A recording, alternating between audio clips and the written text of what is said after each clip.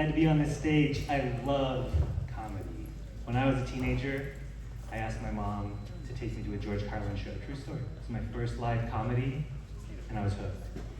When she picked me up, she asked me, "What did you learn?"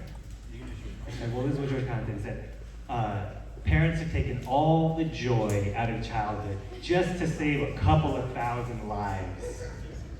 And now I'm a father, well, was a father, and it's true. Anyway, so love comedy. Try to bring my wife Sarah to the comedy club. She doesn't love it.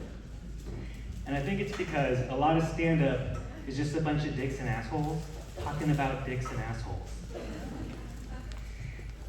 But marriage is about compromise, so she's willing to watch specials with me. So we're watching Gabriel Rutledge's special Nectarine, filmed right on the stage. And he's funny, it's going well.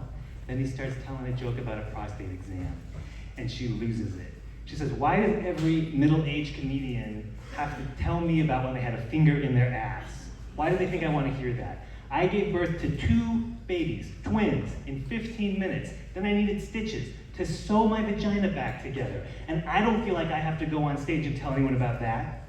Oops. But it's true, right? Think about it. Marin, Segura, Carr, Earthquake, Mulaney. Every male comedian's got some story about getting a prostate exam. Can't we do better than that, men? No. But as a doctor comedian, I'm gonna put a little spin on it. I'm gonna let you in on a couple of trade secrets. We don't even do prostate exams anymore. Haven't for years. As soon as doctors realize the prostate exam doesn't help you diagnose disease, we stopped doing them because gross. But we still do them for male comedians because we're not monsters. They need the material.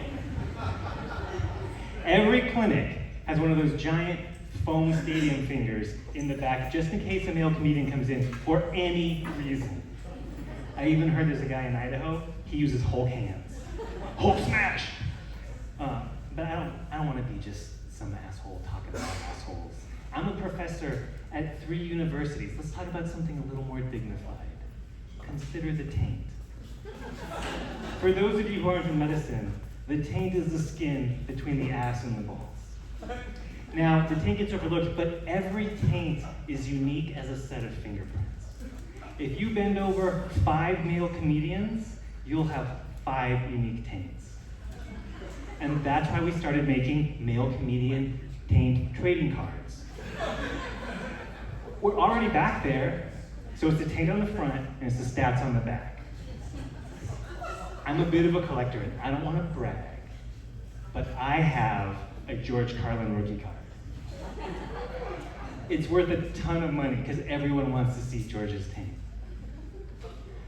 But in the collecting world, I'm what's known as a completionist. I need the whole set, gotta catch them all.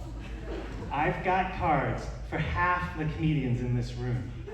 And who knows, one day, maybe one of these taints will put my kids through college.